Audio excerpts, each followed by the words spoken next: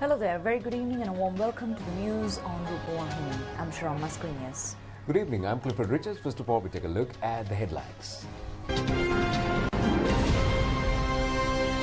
The President reiterates that teachers should be updated with knowledge for the sake of qualitative development in education.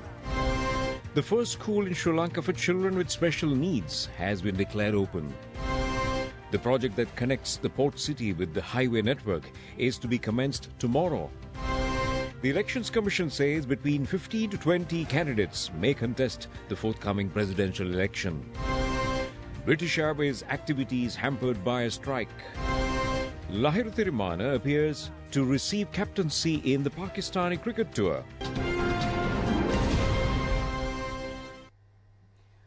Moving on to the stories in detail, President Maithripala says that teachers should constantly be updated with knowledge on behalf of qualitative development of education. The President was addressing a ceremony in connection with the handing over of graduate teacher appointment letters in the North Central Province today. The event took place at the auditorium of the Caracalla Central College. 538 graduates were handed over appointments on this occasion. They included 428 teachers in the Sinhala medium, 100 teachers in Tamil medium, and 11 teachers in the English medium.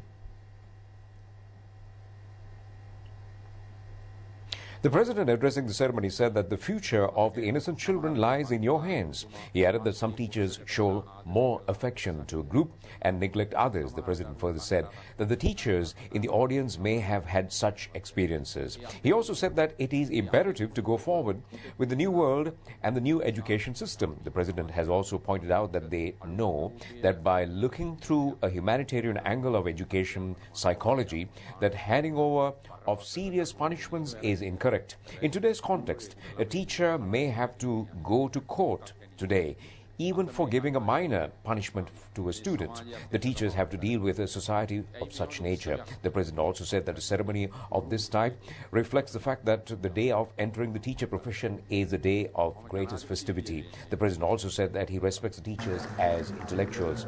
A gathering including people's representatives participated in this event. The National Institute on Special and Interact Education, constructed on behalf of students with special needs, was declared open by Prime Minister Ranil Wickremesinghe today. The institute, named Shishoda, is located in Venivel Kolaka, Thuduwa. It was constructed under the third stage of the Nearest School, Best School program. A sum of 360 million rupees has been spent on the construction of the institute. It is comprised of smart classrooms, modern auditorium, library, computer centre, swimming pool and a treatment unit. The auditorium is equipped with facilities for 50 students in wheelchairs to attend to lectures. The Education Institute is also entrusted with the task of providing necessary treatments to the children with special needs. Prime Minister said that they have commenced the Special Education Division for Children with Special Education Needs after conducting talks with the Sports Institute of Sweden. He added that it is extremely pleasing for him to find the project becoming fully successful. He also said that this education system is being conducted without disregarding anybody. The Premier also said that he could state with pride that it was the present government which has invested the highest amount on education and health. The assistance may have been provided in the form of provision of buildings, lavatories, swimming pools, playgrounds, cafeterias, library or any other form of physical infrastructure facilities. The Prime Minister added that in addition to physical needs, the teachers should also be trained. He further said that a license is needed to drive a bus for at least 1 hour. Similarly, a license is necessary to conduct affairs in a classroom for a period of 13 years. He also said that they now have an education system of trained teachers as a result of the education faculties commenced by him in the past. The Prime Minister also said that the principals are also being trained along with other persons with special skills. He added that all these activities are being conducted with the objective of providing a good education to the future generation of the country. It was the present government which had commenced the highest number of faculties in universities in the history of Sri Lanka. 21 faculties have been established in universities. The Prime Minister also said that they have declared open 100 dormitories within the university system. Each dormitory is able to facilitate 400 students. He also said that they are also engaged in programs to provide further education to those who leave schools. In parallel to the opening ceremony, inclusion of 500 school buildings into the National Education Network has also taken place today. The total cost of the construction of the project is 10,000 million rupees. They were built under the Lanka Mapasala Development Program.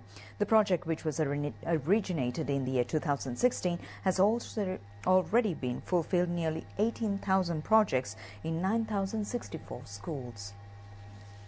The construction of the flyover entering the harbour, which connects the port city with the highway road network, is scheduled to commence under the leadership of Prime Minister Ranil Wickremesinghe. That's tomorrow. This will be the first highway to be constructed on pillars. The 5.6-kilometre long new highway will be connected with the new Kalani Bridge near the Ingurukade junction. From this point, the highway will be erected to the port city on pillars. With the completion of this project, it would become possible to travel from Golface to Paliguda within 4 minutes. A sum of $300 million are expected to be spent under the Asian Development Bank Credit Scheme. It was disclosed at a media briefing headed by Mr. Kabir Hashim today. At a special program will also be implemented to develop rural and provincial roads in parallel to the highway construction. Minister Sajjan says that an industrial revival will be unleashed throughout the country. The aim is to uplift rural living condition. The minister was addressing a ceremony to declare open the Pukkane Gramam Udagamane in Uralu in Walikamam east of Jaffna today. This was the 274th reawakened village built under the Samatasevana Yalipibidena Udagamane program. The village, comprising of 19 houses, was built at a cost of 17.3 million rupees. Many social welfare programs have been conducted on the sidelines of the program. The minister was engaged in playing cricket with youth in the area.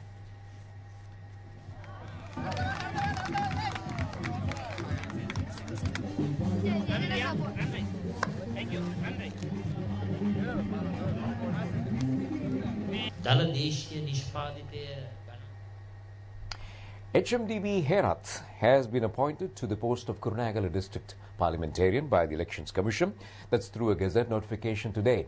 He has been appointed to the vacancy created as a result of the demise of parliamentarian Salinda Disanayake.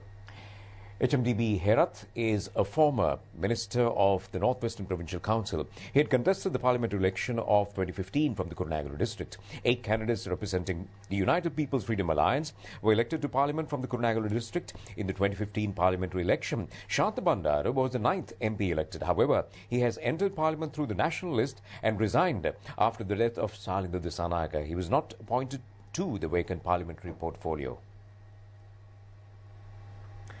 Chairman of the Election Commission, Mahinda Deshapriya, says between 50 to 20 candidates may present themselves for the forthcoming presidential election. He made these remarks at a media briefing today. Chairman of the Election Commission, Mahinda Deshapriya, said that around 14 or 15 political parties have already informed them in writing that they hope to compete in the presidential election. 2 or 3 others have also informed of their willingness to compete through telephone calls. Accordingly, he added that 17 political parties have so far confirmed their participation. The chairman added that, however, some of them may or may not compete in the election. But he added that the exact number of candidates will be determined on the number of deposits submitted prior to 12 noon, a day before the acceptance of nominations. He also said that the former parliamentarian said that he intended to contest as an independent. Therefore, taken as a whole, around 20 candidates could be expected. The number may exceed this limit. The chairman further said that the electoral list of 2018 will be used for the upcoming presidential election. The chairman of the Election Commission said that voting will be conducted according to the 2018 electoral list. He added that they are in the process of preparing the 2019 electoral list. Propaganda Secretary Duminda Nagabua has been named as the presidential candidate of the Ogami Samajwadi Party. But the ceremony to name the presidential candidate of the party was held at the new town hall in Colombo today. The name of the candidate was declared by the organizing secretary of the party, Kumar Gunaratnam.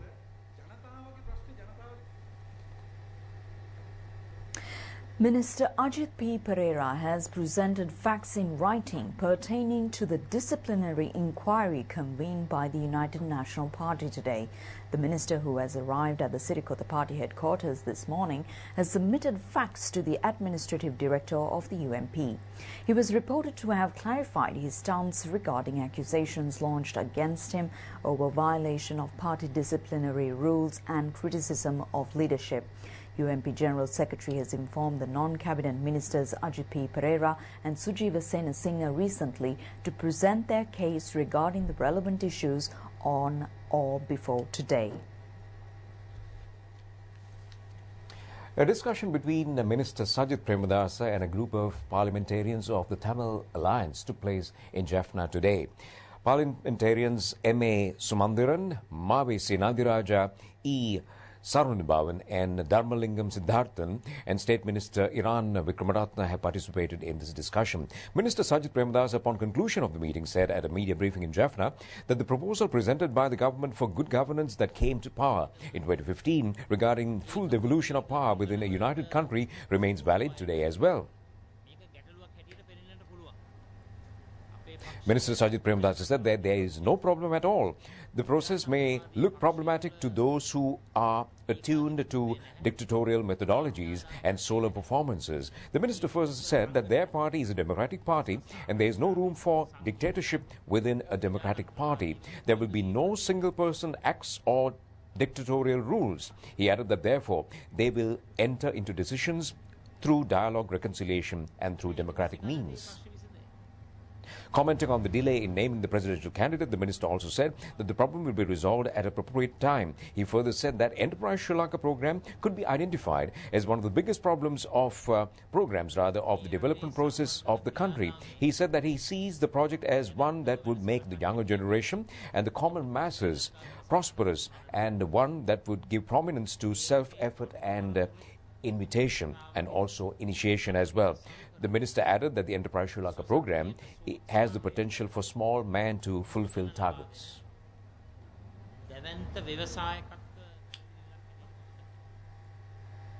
Today is the third day of the Enterprise Sri Lanka exhibition being conducted in Jaffna. Minister Sajjan Premadasa presided over today's exhibition.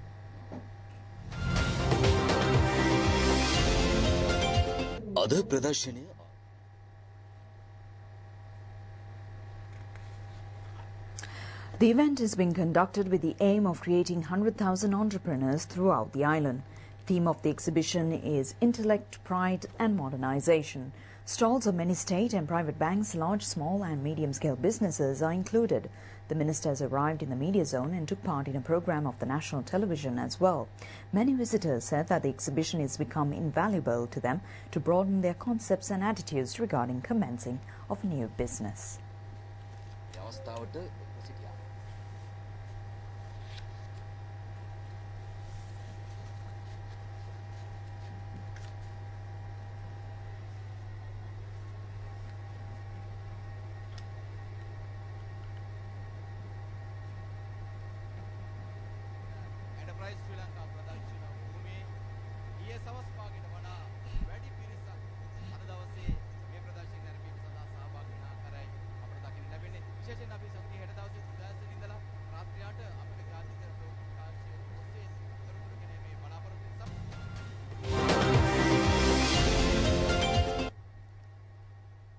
Founder of the Institute for Healing Memories, South Africa, Reverend Father Michael Lapsley says that unity and cooperation between ethnic groups should have to be further strengthened in order to prevent attacks of the type of Easter Sunday. He made these remarks addressing a media briefing at the auditorium of the National Christian Council of Sri Lanka. The very fact that the terrorist attacks were aimed at a faith community has to focus our mind on the relationship between the faith communities. And those of us at a distance from Sri Lanka have been very disturbed by the growth of Islamophobia and the tendency to blame an entire faith community for the actions of a tiny number of people. And so the issue of interfaith solidarity has great urgency, not just in Sri Lanka, but across the world. And I know from the beginning of the Healing of Memories work, we have sought to do it in partnership with Muslims, Hindus, Buddhists, and Christians all together. So, and I know that has been part of the commitment of successive leadership in the National Christian Council of Sri Lanka. If I could give you perhaps the most dramatic negative example in the world was the role of the media in the Rwandan genocide. They were instrumental in fomenting the crime of genocide. Illustrates the extraordinary responsibility of the media in that you can lift up individual horror stories in such a way that will actually foment hatred, bitterness, and division. Or you can choose to lift up the stories of generosity, kindness, compassion, of interfaith solidarity. So I would want to say that I believe that the time has come in Sri Lanka for a new national conversation. We now take a look at Asia in a minute.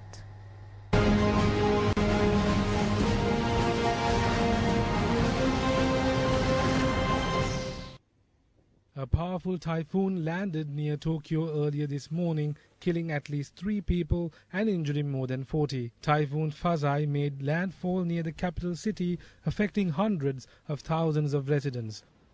The Philippines confirms first cases of swine flu, posing a grave threat to the Southeast Asian region's food security.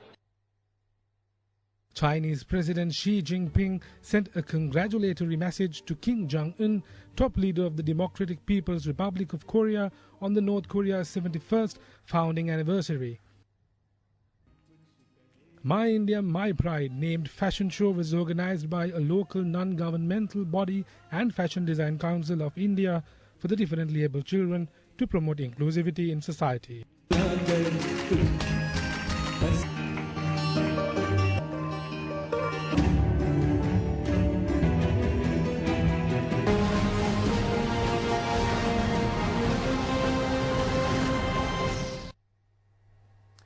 And we are back home with more local stories.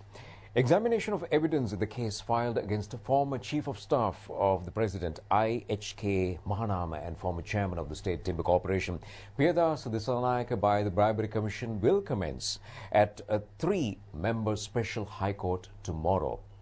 The order has been delivered when the further hearings of the case was convened today. Chief witness of the case, Indian national businessman K. Nagaraja, appeared before court today. The suspects have been charged for receiving a bribe of 20 million rupees for him after demanding 54 million rupees.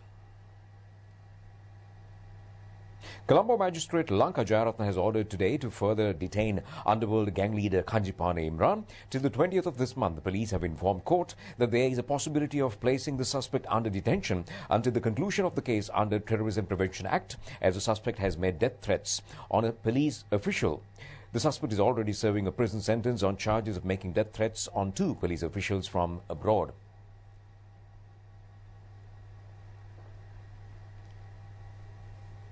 The Supreme Court examined the case relating to the misappropriation of funds in the construction of the Madhamulana D.A. Rajapaksa Memorial Museum today. Defendants of the case are a group including former Defence Secretary Gotabaya Rajapaksa.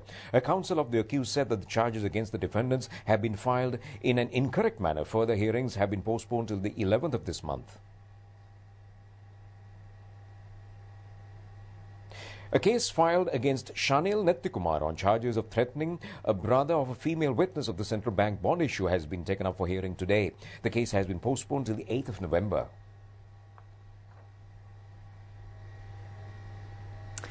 Speaker of Shura Council of Saudi Arabia, Dr. Abdullah bin Mohammed bin Ibrahim Al Sheikh, has met Speaker Caracalla District in Parliament Complex today. The delegation led by the Speaker of Saudi Arabia has arrived in the island yesterday on an invitation extended by Speaker Caracalla District. They were welcomed upon arrival by the Speaker Caracalla District and the Saudi ambassador in Sri Lanka, Abdul Nazar Al Harthi. Attention has been focused on Saudi-Sri Lanka bilateral relations at the meeting of the speakers. The Saudi ambassador said that by now the relations have been strengthened strictly. My apologies, strikingly. Dr. Abdullah bin has reiterated that both Sri Lanka and Saudi Arabia have a clear vision regarding acting against terrorism.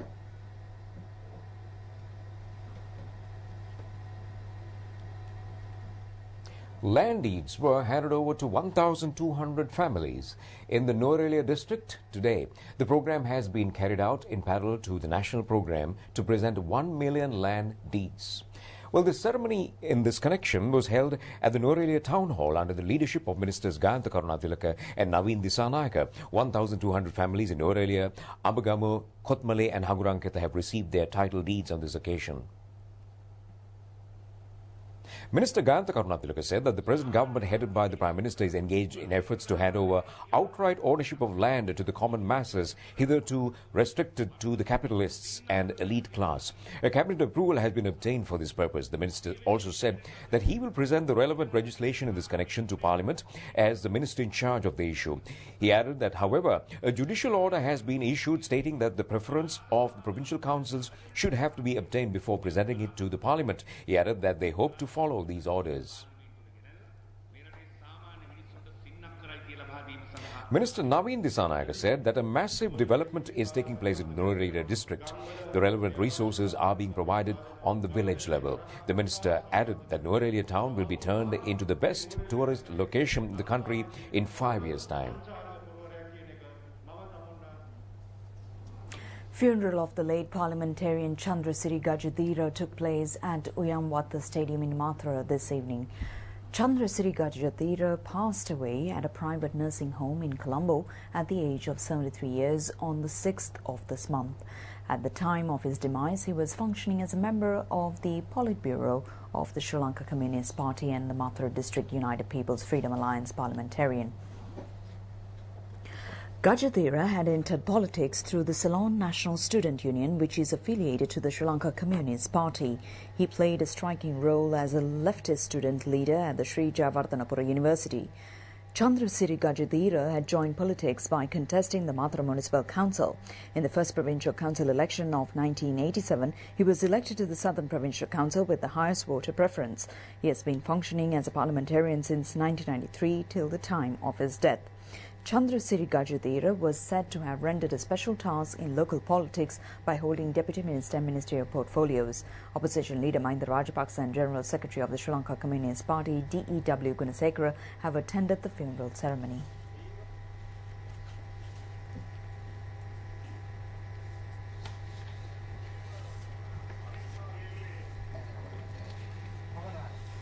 And finally, in the local scene, we have stock-related news. The all-share price index closes at 5,816.52 points. That's an increase by 17.95 points. And the S&P SL20 index closing at 2,831.40 points. That's also an increase by 13.64 points at the end of the trading at the Colombo Stock Exchange today.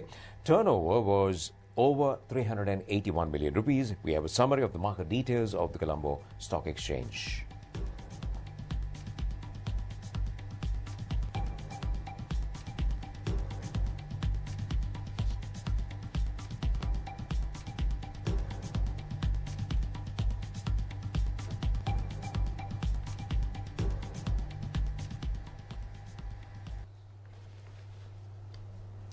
The Met Department says that several spells of showers will occur in the western, Sabaragamuwa, southern and northwestern provinces. The Met Department also said that showers or thunder showers will occur in several places in the central, north central, Uva and eastern provinces and in Vaunia, Mullaitivu districts after 2 p.m. The Met Department added that temporary localized strong winds may occur during thunder showers. The department has cautioned the general public to take adequate precautions to minimize damages caused by lightning.